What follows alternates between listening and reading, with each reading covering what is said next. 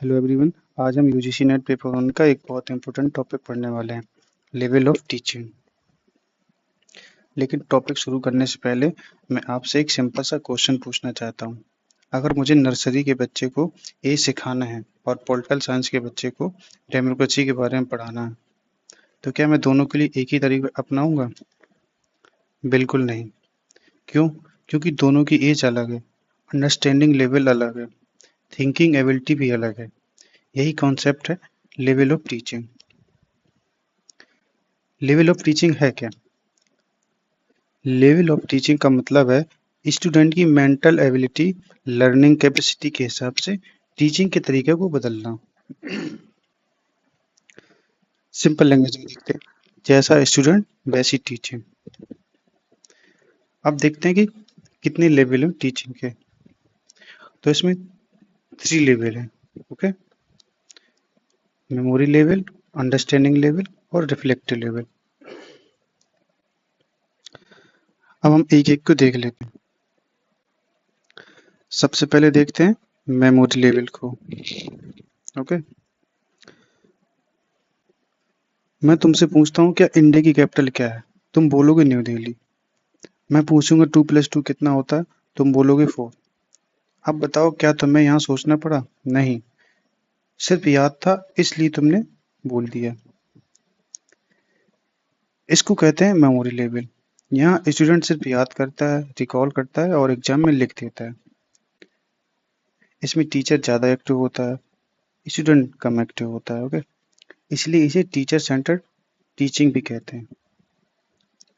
और इस लेवल को दिया किसने था? हार्वर्ड ने दिया था। तो इसकी जो इम्पोर्टेंट चीज़ है वो क्या क्या याद रखना है कि ये टीचर सेंटर्ड होता है, ये थॉटलेस होता है, जो स्टूडेंट की भूमिका होती है पैसिव होती है, यानी ये इसमें जो स्टूडेंट होता है वो ज़्यादा एक्टिव नहीं होता है, ज़्यादा क्या एक रिएक्टिव नहीं होता है, सिर्फ जैसा टीचर बोलता है सिर्फ वैसे ही सुनता है और वैसे ही रट लेता है और एग्जाम में लिखाता है। तो इसकी दिया था हार्वर्ड ने, टीचर सेंटर्ड होता है, थॉटलेस होता है और जो स्टूडेंट की भूमिका पैसिव होती है। बस ये 4 चीज़ें आपको इसमें याद रखना है। अब देखते हैं अंडरस्टैंडिंग लेवल। अब मैं तुमसे पूछता हूँ, मॉनसून क्यों आता है? अब सिर्फ रट्टा नहीं चलेगा, अब तुम रीजन बताओगे, कॉन्सेप्ट एक्सप्लेन करोगे, यानी अब तुम समझ रहे हो, इसलिए इसे कहते हैं अंडरस्टैंडिंग लेवल। यहाँ टीचर भी एक्टिव होता है, स्टूडेंट भी एक्टिव होता है, डिस्कशन भी होता है, क्वेश्चन आंसरिंग होती है। ये लेवल दिया किसने था? मॉरिसन ने दिया था। तो इसमें आपको कौन कौन सी चीज़ याद रखना है? इनका प्रतिपादक, अंडरस्टैंडिंग लेवल का प्रतिपादक किसने किया था? जो मानसिक स्तर होता है ये थॉटफुल होता है, मेमोरी लेवल में थॉटलेस होता है, इसमें थॉटफुल होता है। ये इंटरेक्टिव होता है, यानी टीचर और स्टूडेंट इसमें दोनों एक्टिव होते हैं। इसमें मुख्य ध्यान कॉन्सेप्ट में होता है। ठीक है,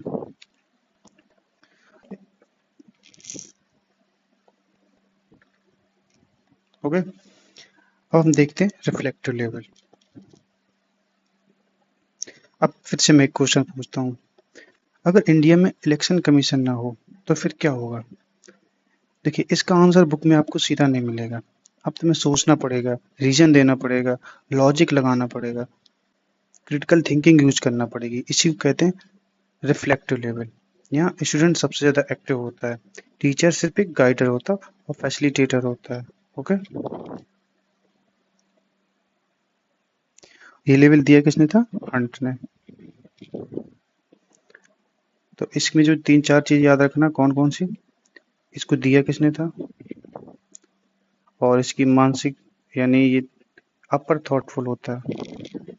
ये टीचर की जो भूमिका होती है वो गाइड या फैसिलिटेटर होते हैं। ठीक है, जो स्टूडेंट का एक्टिव लर्नर होता है, तो इसलिए इसको कहते हैं स्टूडेंट सेंटर। ठीक है, स्टूडेंट सेंटर। देखिए इसमें problem centric, creativity, research aptitude. Okay,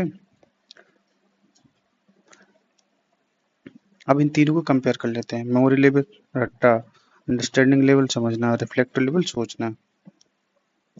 ठीक, अगर कुछ रिवीजन के लिए हार्वर्ड, रट्टा मारना। ओके, ये मेमोरी लेवल है। मोरिशन concept clarity, examples, understanding level है, हैंड प्रॉब्लम सॉल्विंग और क्रिटिकल थिंकिंग। ठीक, अब बच्चे तो इसको HMH से याद कर सकते हैं। अगर H और H 2 बार है तो देखिए जो सबसे अपर लेवल है उसमें उसके नाम में जो जिसने दिया था उसके नाम में सबसे कम अक्षर है, ठीक है, जैसे हंट ने, तो ऐसे आप इसको याद कर सकते हैं। अब हम इसके यूजीसी नेट में जो प्रीवियस ईयर क्वेश्चन पूछे गए थे उनको देख लेते हैं, जिससे आपको अंदाजा हो जाएगा कि क्वेश्चन कैसे आते हैं और कितना आपको याद रखना है। तो क्वेश्चन नंबर पहला, शिक्षण के किस स्तर पर अवधारणाओं की स्पष्ट समझ उदाहरणों द्वारा नियमों के सामान्यीकरण पर बल दिया जाता है। ठीक है, तो एग्जाम्पल्स किसमें थे, अंडरस्टैंडिंग लेवल में। क्वेश्चन नंबर सेकंड, इसमें मैचिंग करना है कि किसने दिया था, तो मैंने तुमसे पहले कहा HMH, ऐसे याद कर सकते हैं, मेमोरी लेवल, अंडरस्टैंडिंग लेवल और रिफ्लेक्टिव लेवल। ठीक है, रिफ्लेक्टिव लेवल के जो जिस प्रतिपादक थे उनके नाम में सबसे कम अक्षर है। ओके, तो इस प्रकार से आप इसको याद कर सकते हैं, ये ट्रिक है, समझ लो।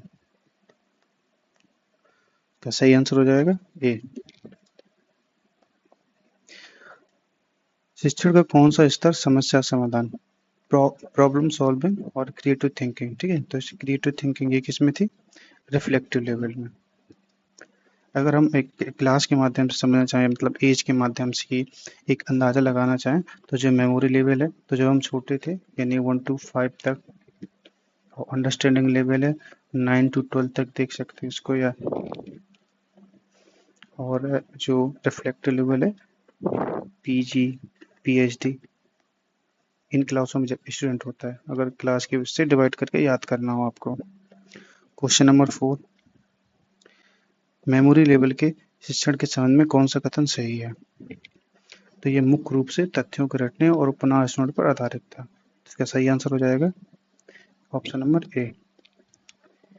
लास्ट क्वेश्चन आज के देखते हैं, शिक्षण के स्तरों का सही क्रम क्या है, लोवेस्ट टू हाईएस्ट, तो सबसे लोवेस्ट कौन सा था, मेमोरी, फिर कौन सा था, अंडरस्टैंडिंग, फिर कौन सा था, रिफ्लेक्टिव लेवल। तो इसका सही आंसर हो जाएगा ऑप्शन नंबर बी। चलिए मिलते हैं नेक्स्ट वीडियो में, थैंक यू।